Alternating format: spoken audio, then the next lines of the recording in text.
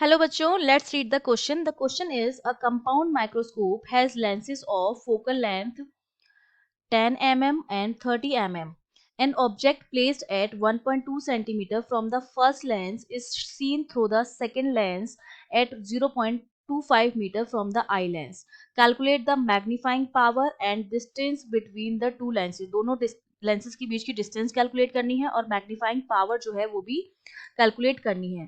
तो देखिए इस क्वेश्चन को सॉल्व करने के लिए हमारा जो की कॉन्सेप्ट रहेगा, हम जानते हैं कि जो कंपाउंड माइक्रोस्कोप होता है उसमें दो लेंस हम यूज करते हैं. एक तो हमारा होता है ऑब्जेक्टिव लेंस और एक हमारा होता है आई लेंस. ठीक है. और दूसरा हम क्या करेंगे, मैग्नीफाइंग पावर एक तो हमसे पूछी आ रही है, तो एम जो होता है हमारा मैग्नीफाइंग पावर जो होती है कंपाउंड लेंस के लिए, वो हमारी किस तरह से दी जाती है, वो हमारी दी जाती है V naught upon minus of U naught. V naught और यू नॉट क्या है, जो हमारा ऑब्जेक्टिव लेंस है उसके लिए ऑब्जेक्ट की और इमेज की. वी जो होता है वो हम बनाते हैं इमेज के लिए रे ऑप्टिक्स में, और यू जो है वो हम बनाते हैं ऑब्जेक्ट की डिस्टेंस के लिए. ठीक है. तो मैग्निफिकेशन पावर जो होती है वो बराबर होती है 1 plus D upon F E के. ठीक है. ई जो है आपका वो फोकल लेंथ किसका हो जाएगा, आई लेंस का फोकल लेंथ हो जाएगा, और डी जो होती है दोनों के बीच की आपकी क्या हो जाती है, डिस्टेंस हो जाती है. और एक हम यूज करेंगे इसको करने के लिए लेंस फॉर्मूला, जो हमारा क्या होता है 1 upon F equals to 1 upon V minus 1 upon U. ठीक है.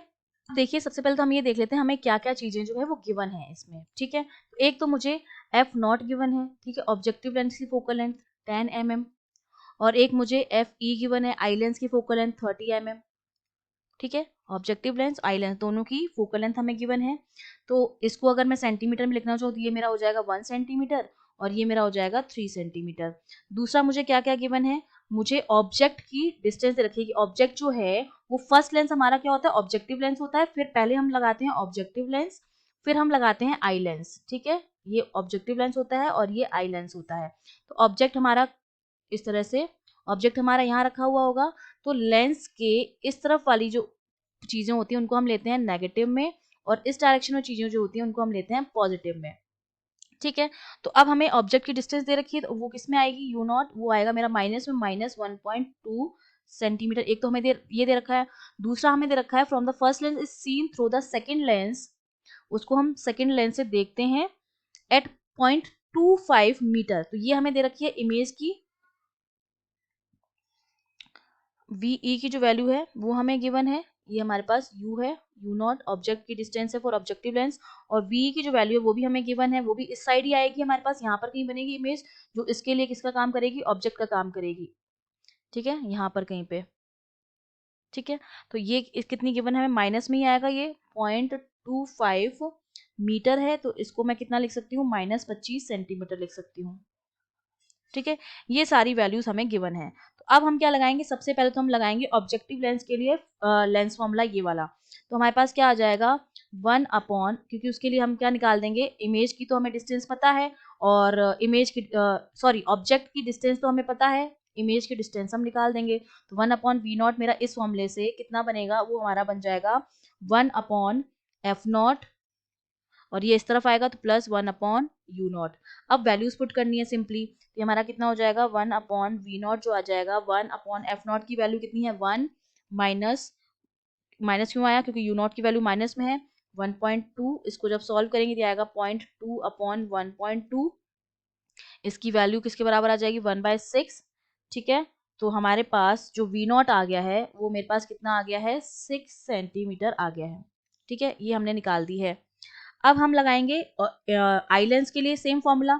आई लेंस के लिए जो फॉर्मूला बनेगा उसमें हम क्या निकालेंगे, ऑब्जेक्ट की डिस्टेंस निकालेंगे, क्योंकि वीई तो हमें मिल गया है और गिवन भी है फॉर्मूले में, वीई तो उसमें गिवन है क्वेश्चन में.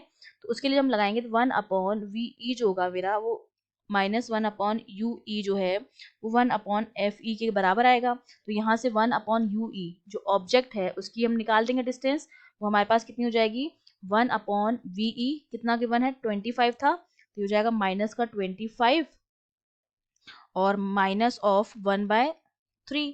तो 1 अपॉन यू ई की जो वैल्यू आ जाएगी वो हमारे पास आ जाएगी माइनस 28 अपॉन 75. तो यहाँ से यू ई जो मेरे पास मिल जाएगा माइनस 75 अपॉन 28, तो माइनस का 2.7 सेंटीमीटर. अब हमें निकालनी है मैग्निफिकेशन पावर. देखिए मैग्निफिकेशन पावर का फॉर्मूला हमने लिख रखा था, m इक्वल्स टू मेरे पास क्या था, V naught upon U naught. तो वी नॉट हमने कितना निकाला था 6 सेंटीमीटर, और यू नॉट हमें कितना गिवन था, यू नॉट हमें गिवन था, माइनस का यू नॉट था तो -1.2, और यहाँ पे था 1 प्लस डी, डी हमें कितना गिवन है 25 हमें गिवन है, ठीक है। तो ये हमारे पास हो जाएगा 25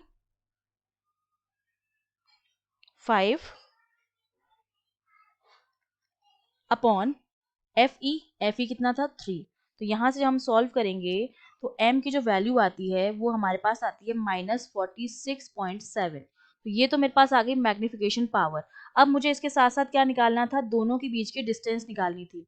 दोनों लेंसेज के बीच की जो डिस्टेंस होगी वो मेरा किसके सम के बराबर होगी, जो डिस्टेंस आएगी वो मेरी बराबर होगी V naught plus U E के, ठीक है। तो यहाँ पर वी नॉट की वैल्यू हमने निकाल रखी थी,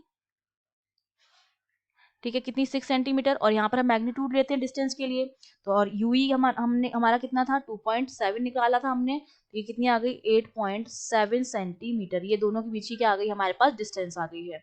I hope you understood well, all the best.